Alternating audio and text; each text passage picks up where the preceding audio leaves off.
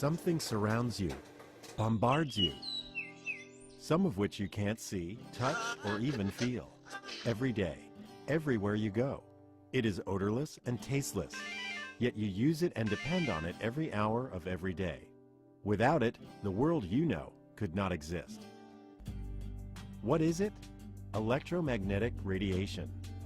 These waves spread across a spectrum from very short gamma rays to X-rays, ultraviolet rays, visible light waves, even longer infrared waves, microwaves, to radio waves which can measure longer than a mountain range.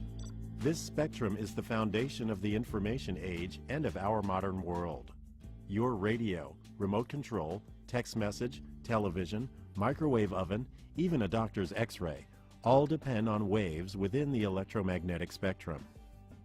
Electromagnetic waves, or EM waves, are similar to ocean waves in that both are energy waves. They transmit energy. EM waves are produced by the vibration of charged particles and have electrical and magnetic properties. But unlike ocean waves that require water, EM waves travel through the vacuum of space at the constant speed of light. EM waves have crests and troughs like ocean waves. The distance between crests is the wavelength. While some EM wavelengths are very long and are measured in meters, many are tiny and are measured in billionths of a meter, nanometers. The number of these crests that pass a given point within 1 second is described as the frequency of the wave. One wave, or cycle, per second is called a hertz. Long EM waves, such as radio waves, have the lowest frequency and carry less energy. Adding energy increases the frequency of the wave and makes the wavelength shorter. Gamma rays are the shortest, highest energy waves in the spectrum.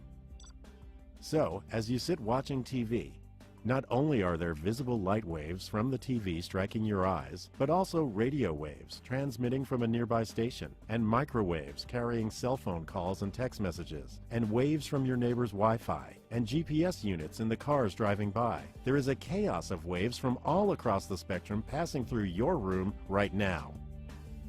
With all these waves around you, how can you possibly watch your TV show? Similar to tuning a radio to a specific radio station, our eyes are tuned to a specific region of the EM spectrum and can detect energy with wavelengths from 400 to 700 nanometers, the visible light region of the spectrum. Objects appear to have color because EM waves interact with their molecules. Some wavelengths in the visible spectrum are reflected and other wavelengths are absorbed.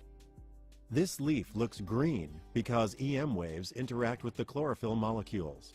Waves between 492 and 577 nanometers in length are reflected, and our eye interprets this as the leaf being green. Our eyes see the leaf as green, but cannot tell us anything about how the leaf reflects ultraviolet, microwave, or infrared waves. To learn more about the world around us, scientists and engineers have devised ways to enable us to see beyond that sliver of the EM spectrum called visible light. Data from multiple wavelengths help scientists study all kinds of amazing phenomena on Earth, from seasonal change to specific habitats. Everything around us emits, reflects, and absorbs EM radiation differently based on its composition. A graph showing these interactions across a region of the EM spectrum is called a spectral signature.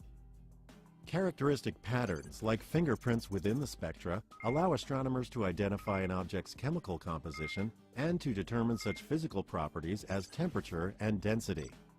NASA's Spitzer Space Telescope observed the presence of water and organic molecules in a galaxy 3.2 billion light-years away.